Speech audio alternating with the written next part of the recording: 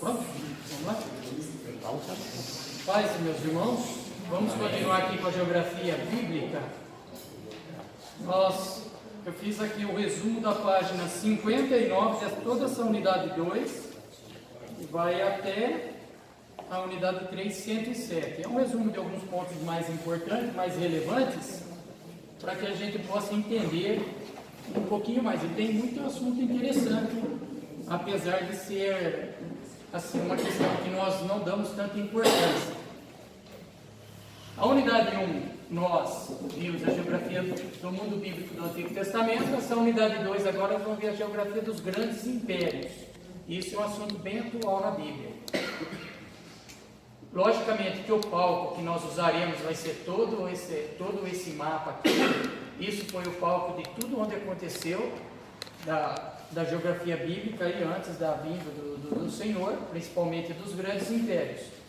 E para iniciar essa unidade 2, no capítulo 1, nós veremos os grandes impérios da antiguidade, depois o Império Babilônico, Medo-Persa, Greco-Macedônio e Império Romano. Vamos começar aqui com os grandes impérios da antiguidade. De acordo com a história, os grandes impérios começaram a surgir entre 2360 a 2180 a.C., com os acadianos. Normalmente surgiram após o domínio de técnicas de agricultura e militar. Dentre esses, os dois grandes impérios da antiguidade se destacaram: egípcio e os assírios. Lembra do mapa que foi passado na aula passada? De um lado, quando tinha a cidade de Ur dos Caldeus, lembra desse mapa? Um pouquinho para cima ali tinha os acadianos. E essa região, ela tem um fato muito relevante na história, porque os povos se destacavam pelas técnicas da agricultura, que vem a sobrevivência, e a técnica militar, que é as armas que eles usavam para conquistar outros impérios. O Império Egípcio, a sua história teve início por volta de 3150 a.C., antes de se tornar uma nação, era apenas um amontoado de pequenas aldeias, conhecido como nomos. Localizado no continente africano, tem o formato de um quadrado, literalmente um quadrado, com aproximadamente 1.100 km de cada lado, maior parte no deserto, e tem o Rio Nilo como sua maior riqueza. Aí nós vamos ver no mapa o Rio Nilo, que ele atravessa toda a extensão do Egito, e essa é uma grande fonte de alimentação para eles, porque eles foram muito poderosos até de irrigação, eles usaram muito isso naquela época. A civilização do Egito antigo era politeísta, eles adoração de vários deuses e antropozomórfica. Conhece? Isso aí ninguém conhece. Isso era uma fusão entre humano e animal. Aí já ficou mais claro, né? Humano é humano e animal, representados por serem híbridos da parte da água e a terra, céu e outras coisas assim nesse sentido, com destaque para a adoração dos deuses Horus, que seria filhos das divindades Osíris e Íris, que era um dos deuses mais adorados, apesar de eles terem muitos deuses lá no Egito. Realizações, o que eles fizeram? E nós vamos ver que muita coisa bate no dia de hoje. Estabeleceram o calendário solar 365 dias, utilizado até hoje. A invenção das folhas de papel, e eles também criaram até o papiro, que também é muito utilizado. Técnica de irrigação e construção. Pastor Margarida passou pelo Egito? Sim. Lembra o nome das pirâmides? Eu esqueci. Tem, né? As maiores pirâmides, as 3 maiores estão construídas lá. Eu não lembro o nome delas também. Mumificação de corpos humanos, também essas realizações deles. Avanço na medicina, desenvolvimento do sistema decimal, quer dizer, matemática, geometria e outras matérias também que eles se aprofundaram bastante. Aqui nós temos o mapa do Egito. Vocês podem ver que ele é bastante quadradão. Tem a cidade do Cairo, que é a capital do Egito, o rio Nilo, que ele corta toda a extensão do seu território, e uma nota de rodapé, vamos dizer assim, que o pastor Fernando fala, comenta, que na cidade do Cairo tem a cidade dos mortos. Alguém já ouviu falar nessa cidade dos mortos? Mais ou menos, eu não vou lembrar a quantidade de pessoas. Tem a cidade do morto. O que acontece? Tem um cemitério muito grande lá, e o povo não tinha onde morar, eles começaram a residir no cemitério. eles começaram a levantar literalmente casa dentro do cemitério. E eles moram lá. Então é simples, é uma coisa comum. Você está aqui na tua casa, lavando louça, fazendo qualquer outra coisa, e está acontecendo um enterro na casa ao lado. Tem mais ou menos, ou dentro da própria casa, mais ou menos. É difícil você falar uma coisa que eu já vi essa informação, mas às vezes eu posso me equivocar. Isso é difícil. Mas geralmente é em torno de 1 milhão de pessoas que moram dentro desse cemitério de Atuel. E eles não têm como tirar essas pessoas. Você passou por lá? Não? Conheceu, né? Eu passei por lá. É o seguinte, os túmulos lá são bem grandes, terrenos assim, tipo de 10 por 20, antigamente, acho que bem antes de Cristo. Isso. E eram enterrados mortos com um tecido lá, que custa mais ou menos, em média, eu fiz o cálculo, de R$200. Mas o Egito é muito pobre. E eles roubam o tecido à noite do morto. Então o que acontece? Colocaram pessoas para morar lá, para guardar, para não ser roubado o tecido. Então as pessoas moram dentro das catacubas, que é uma casa, que agora tem até poste de iluminação na rua, tem até caminhão andando lá dentro, mas a pessoa recebe às vezes o morto que morreu no dia da família, passa pela sala, né, o lugar onde está a tampa, ele tira, leva e fecha. E aquelas pessoas moram ali sem pagar nada para cuidar dos mortos. É bem interessante. E o governo ele já tentou. Essa retirada, mas sem sucesso. É muito interessante essa história. Quem quiser ver, aprofundar mais, Cidade do Morto no YouTube, você vai ver as matérias. Israel, que tem a ver com o Egito. A história de Israel no Egito começa com Abraão no grande chamado. José também esteve presente no Egito. José e sua família instalaram em Gósen, no Egito. Gósen, no Egito. Moisés, o libertador de Israel, do Egito, viveu anos no país e dele recebeu a cultura. Isso é a importância que traz a geografia bíblica do Egito. Aqui que nós temos também outro império que é muito citado na Bíblia, o Império Assírio. O Império Assírio ele foi fundado pelo Assur, filho de Sem, neto de Noé. Ele fundou no 3º milênio a.C., à margem do rio Tigre, a cidade de Assur, com os povos nômades semitas, dando origem ao Império Assírio em 2350 a.C. e passou, depois de um tempo, Nínive passou a ser a sua capital. O Império Assírio ele foi marcado pela sua crueldade para com as pessoas, para com os povos que eles invadiam, que eles tomavam. Eles eram conhecidos por essa crueldade e também pelo seguinte motivo: quando eles entravam numa cidade, que eles pegavam essas pessoas, além de ele matar, eles usavam a pele da pessoa para colocar na sua tenda. Eles cortavam a orelha, cortavam o nariz, tiravam a pele das pessoas vivas, colocavam estacas e todas essas coisas. Esse império foi marcado por isso, por essa parte violenta que eles tinham. Na antiga Síria, localizava-se ao norte da Mesopotâmia, que tudo que a gente for ver aqui desses impérios, sempre esteve tudo tão ligado lá, à Mesopotâmia. Era na região conhecida como Crescente Fértil, que nós já comentamos a respeito da agricultura, que era muito forte nesse local. Tinha como seu limite o território norte da atual cidade de Bagdá, capital do Iraque. Relação da Assíria com Israel. O Império... Eu passei. Volta.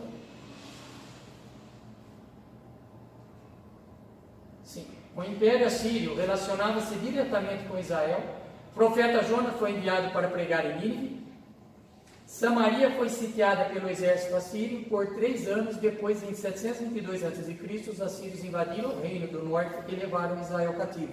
Foi que na aula passada, não foi na aula passada, retrasada, que o pastor comentou que o Império, o Reino do Norte, deixou de existir com essa invasão do Império Assírio. Deu para lembrar? Deu para sintonizar essa parte aí. Nínive, que era a capital do Império Assírio, você pode perceber, Nínive, ela tinha 112 quilômetros de extensão de muro. Era uma cidade que tinha, além de ter mais ou menos a cerca de 200 mil habitantes, ela era bem planejada, porque 200 mil habitantes, você tem infraestrutura para essas pessoas morarem, elas ter água e ter algum outro acesso a questões básicas, dá para perceber que era uma cidade bem estruturada. E ela tem esse canal aqui que fica em volta dela, que também fazia essa proteção da cidade, da cidade de Nínive, que foi capital ali do Império Assírio. Século 8 a.C., Senaqueribe foi o grande responsável pela expansão do Império Assírio. Foi assassinado pelos próprios filhos e cerca de 200 pessoas moravam naquele local.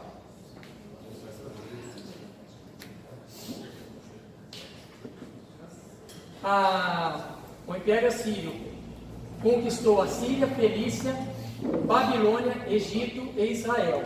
Vocês veem que eles eram bem poderosos, principalmente na arte da guerra e na crueldade. Ocorreu no governo de Assurbanipal, 668 a 627 a.C., pela união dos Medos e dos Babilônios. Aqui, ó, esse mapa é o mapa atual do Império Assírio. Se nós formos ter uma consideração, toda essa área vermelha, hoje, ela é dominada pelo Estado Islâmico, toda essa área aqui. E Mossul é a capital do Iraque. Essa cidade aqui, Bagdá é a capital do Iraque. Mossul, ela está na cidade do Iraque. Esse local aqui é Nínive da atualidade. Então, se você parar para analisar, tudo que o Estado Islâmico vem fazendo na atualidade, com a sua crueldade, também não passa muito longe do Império Assírio da época, no qual eles matam, né? Ultimamente aí não tenho acompanhado muita notícia, mas as últimas que eles mataram aquele piloto da Jordânia, queimaram ele vivo e mataram várias outras pessoas. Então a crueldade, se você perceber, a crueldade desse pessoal aqui, você vê que é um território onde tudo aconteceu, onde tudo veio e continua assim do mesmo jeito, né? E Mossul hoje, que era a antiga cidade da Síria. Esse é o mapa atual. O Império Babilônico. A origem da Babilônia está relacionada às cidades de Acabe e Calné, que existiam há 3000 a.C., citado em Gênesis 10:10. Teve Hammurabi em sua primeira dinastia como o rei mais importante. Essa questão de Hammurabi na sua primeira dinastia foi é bem interessante que existia. Vocês já ouviram falar do Código de Hammurabi? Alguém já ouviu falar sobre isso?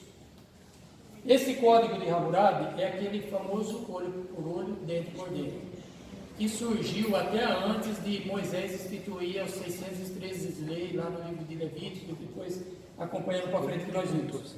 Esse código, ele era marcado pela sua eclesidade, e eu destaquei aqui 4 artigos deles, só para vocês terem uma noção, mais ou menos, do que era esse código. Então vamos ver aqui, ó. O código foi escrito por esse Hammurabi, foi escrito por ele mesmo, e ele diz aqui, ó, artigo 195: se seu filho bater no pai, terá suas mãos cortadas. Leia. Outro: se uma mulher não for íntegra, saiu de sua casa, arruinou seu lar, menosprezou seu marido, será afogada. Agora, o 196 e o 197 é muito interessante. Se um homem vazou o olho de um patrício é uma pessoa da elite, seu olho será vazado também. Então, o cara furou o olho de um príncipe, seu olho será furado também. Outro, 197. Se o homem vazou o olho de um plebeu, pagará uma mina de prata. Esse código, ele tem tudo a ver para assim, prejudicar a baixa classe social. Não vem do Brasil, isso aí não? Hã? Não, acho que o Brasil copiou de lá. Pode ser assim, isso aí. Então você vê, se ele vazar o olho de um príncipe, o olho dele também vai ser vazado. Se ele vazar o olho de uma pessoa comum da sociedade, o olho dele só vai pagar uma mina de prata. Eu não sei nem quanto que está essa quantidade aí, uma mina de prata. Localização. A Babilônia hoje, atual Iraque, ficava situada no sul da Mesopotâmia. Seu território englobava o norte atual de Bagdá até o Golfo Pérsico. Portanto, uma região fértil entre os rios Tigre e Eufrates, o que dava uma condição muito favorável para os seus habitantes. Tudo era situado naquela região do crescente fértil. Religião politeísta, cada cidade possuía sua divindade, prática dos cultos era realizada nas casas e o homem era composto por corpo físico, do espírito, e após a morte física o espírito continuava com a vida. Esse era o costume da época. Vamos continuando. Conquista. Em 612 a.C., destruiu Nínive e derrotou a Síria.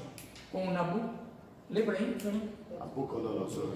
Obrigado. Conquistou o Egito e derrotou a Síria e invadiu Jerusalém.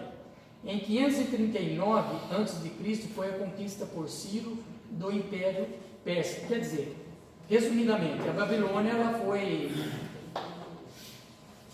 depois ela foi conquistada pelo Império Persa. E é interessante que a Babilônia também ela era marcada por sua crueldade, porque ela também tinha aquela base da Síria.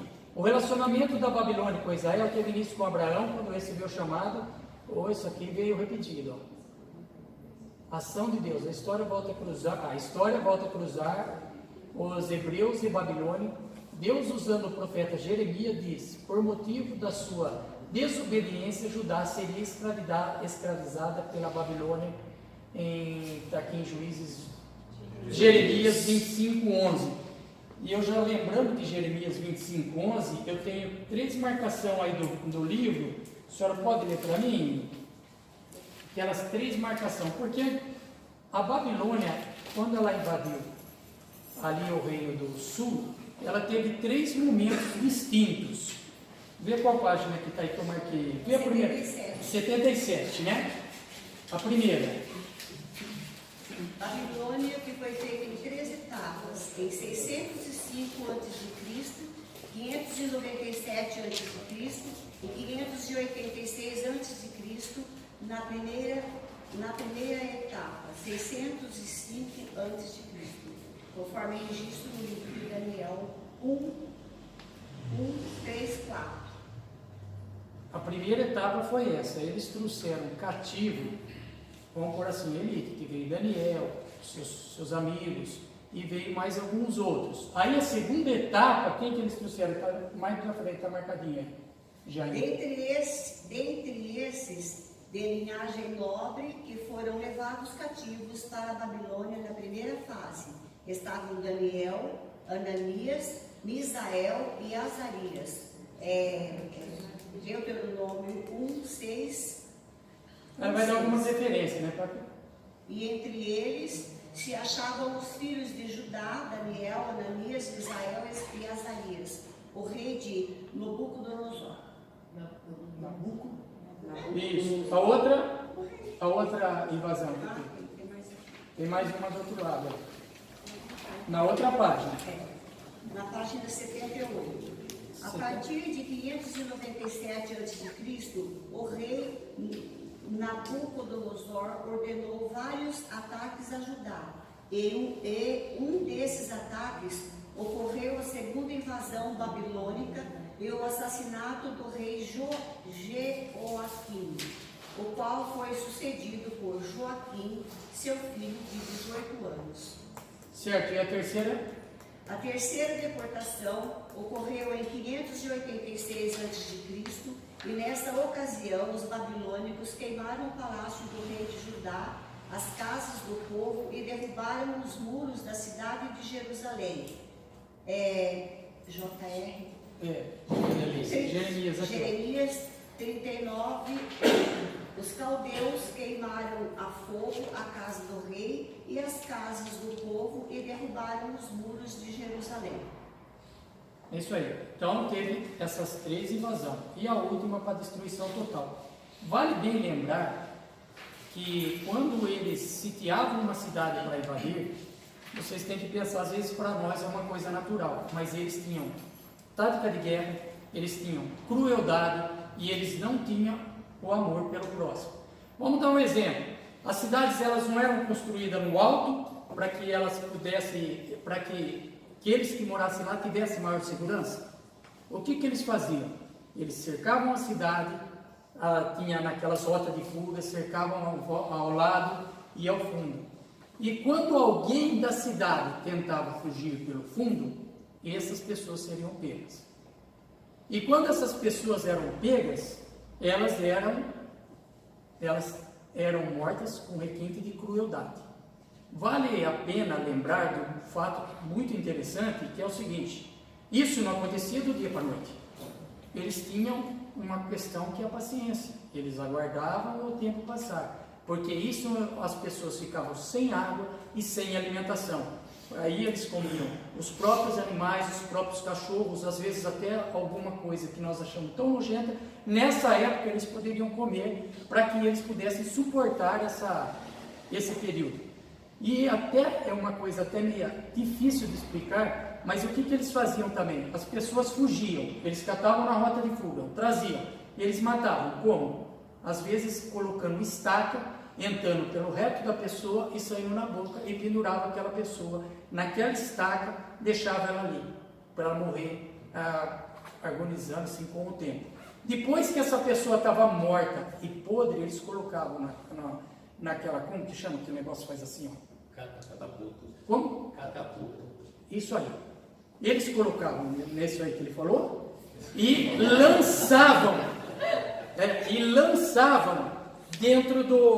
dentro da cidade sitiada. Por quê? Porque daí isso aí ia espalhar doenças e isso mais. Então eles iam matando aos poucos, eles não invadiam e tal. Mas essa era a crueldade deles. Eles não tinham pena. Eles entravam e rebentavam, devastavam toda a cidade. O cativeiro, aí vai falar do cativeiro. Em 605 a.C., a profecia foi cumprida. A primeira invasão de Judá foi pela Babilônia. Vai falar das invasões. No período de 70 anos permaneceram cativos e escravos na Babilônia. Quando nós lemos o livro de Salmo, nós percebemos que Salmo é simplesmente uma oração. Certo ou não? Quem tem uma Bíblia aí? Salmo 137.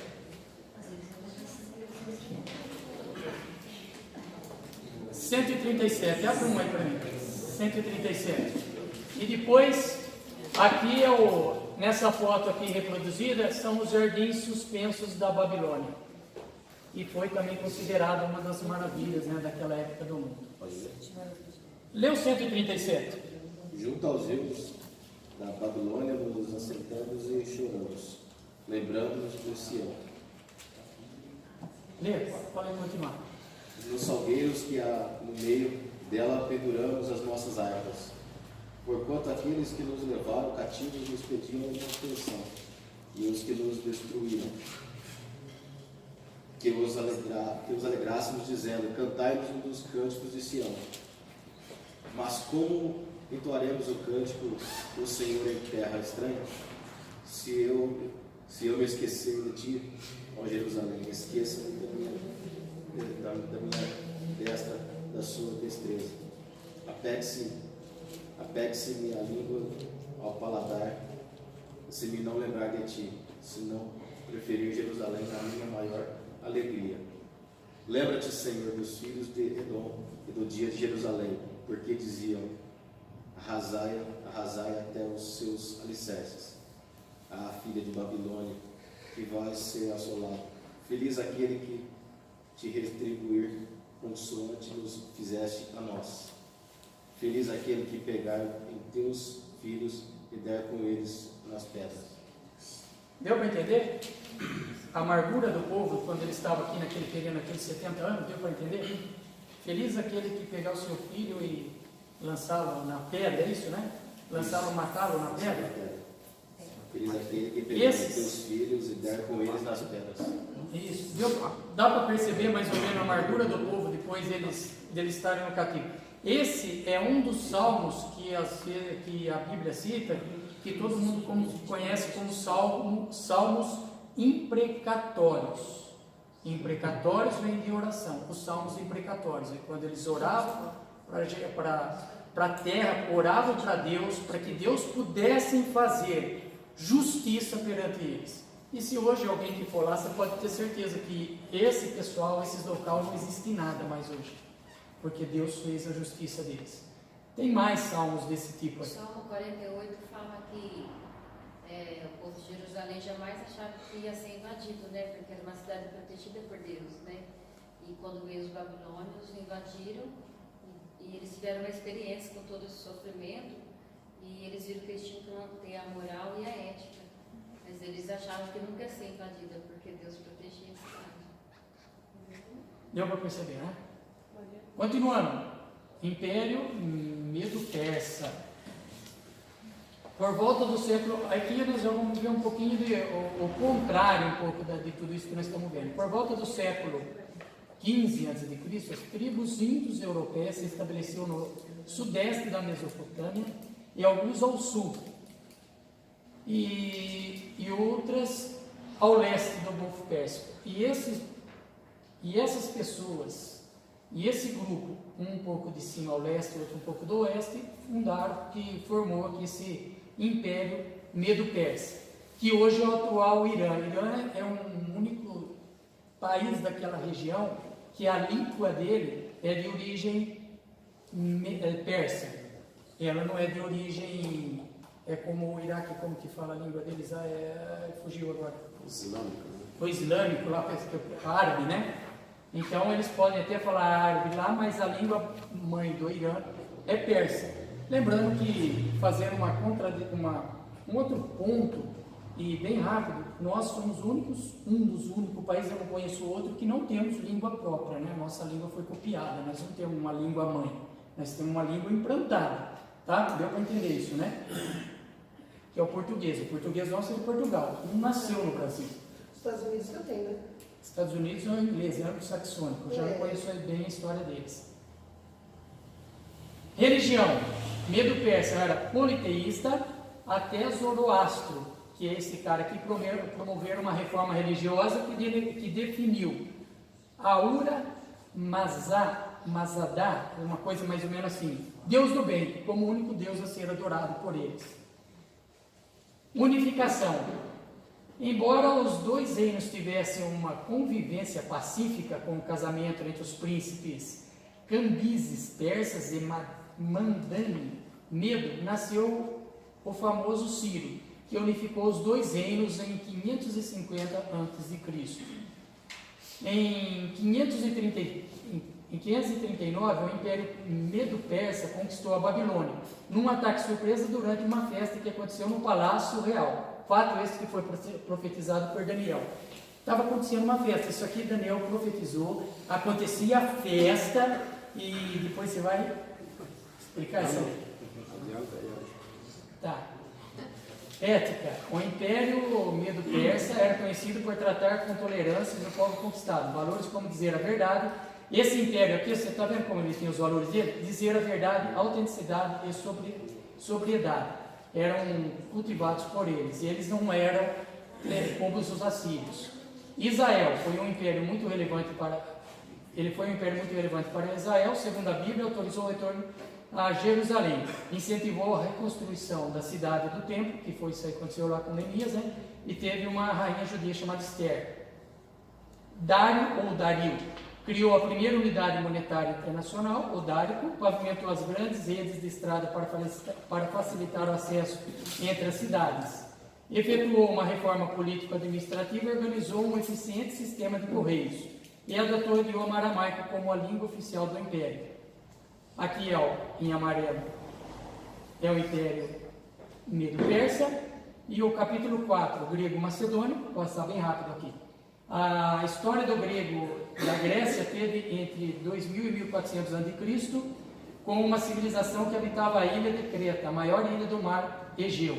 Eram denominadas cretenses. No fim do século 6 a.C., já conhecido como helênicos, criaram o regime nas chamadas polis, cujas principais Esparta, etnia Dória, Atenas, etnia Jônica. Polis, que é o que vem de cidade. Dá um exemplo aqui, Florianópolis, a cidade que Floriano fundou, Florianópolis, cidade de Floriano. É bem isso aí. Os macedônios eram descendentes da família grega, habitavam o norte da Grécia, na região do sul dos Balcãs. Macedônia, Felipe II, começou com Felipe II, e depois veio com seu filho Alexandre o Grande, que ascendeu ao trono com apenas 20 anos, conquistou o império. Além da Pérsia, o império sobre Alexandre expandiu, conquistando Síria, Fenícia, fundou cidades como Alexandria do Egito. No entanto, com a sua morte em 323 a.C., o império ruiu, dando lugar, no século II a.C., ao Império Romano, que veio depois desse daqui. Flávio José relata sobre a visão que Alexandre o Grande teria tido como Deus de Israel. Isso aqui é muito importante. Ele teve a visão, não foi com o Deus dele, com o Deus de Israel. E de lá saiu a democracia, princípio da isonomia, que nós somos todos iguais perante a lei, pensamento filosófico, Platão, Aristóteles e outros, valorização das artes e culturas, nas áreas da ciência, história e matemática também. Aqui é a viagem que Alexandre o Grande seguiu. Ele queria conquistar a Índia, mas ele não conseguiu chegar a esse local aqui. Capítulo 5, o Império Romano. O Império Romano era já bem maior, né? Você vai percebendo que vai passando a época, eles vão conquistando mais. Roma foi fundada no século 8 a.C. Surgiu a união de vários povos, sendo o centro da região do Mediterrâneo, principal cidade do Império. O Império Romano foi estabelecido em 27 a.C., com o fim da República e do Poder, que concentrou nas mãos de um único governante, Otaviano, que assumiu o poder e tornou-se não só imperador, como também o título de Augustus. Otaviano Augustus, que significa uma divindade, né? Para eles era uma divindade, ele era uma divindade. E esse é o império, só lembrando que tudo aconteceu no cristianismo. Na área da arquitetura, eles foram muito felizes, foram muito prósperos nessa área, construção de estradas, administração pública, direitização. O latim deu origem às línguas latinas, que é uma das línguas do português. E com os judeus, o general romano Pompeu chega com seu exército em Jerusalém. Os sacerdotes estavam sitiados, ele mata todos esses sacerdotes, eles existiram, mas depois eles mataram todos. E ele tinha uma curiosidade de entrar no Santos dos Santos, só isso. E ele depois percebeu que era um cômodo vazio. Com os cristãos, o Império Romano, o cristianismo teve início durante o governo de Otaviano Augustus, período do nascimento de Jesus. Quando a morte de Cristo, o imperador romano, na época era Tibério, a grande perseguição aos cristãos iniciou no governo de Nero, e depois dessa época aqui que nasceu o famoso ditado. Irmão, ele entrou no Santo dos Santos? Ele entrou. E ele percebeu que Não aconteceu nada? não aconteceu nada. Após 250 anos de perseguição, Constantino publicou o Edito de Milão, onde instituiu o cristianismo como a lei, como a lei de Roma. E depois desse tempo parou a perseguição do pessoal, do nosso povo aí, do povo que sucedeu. Isso aí.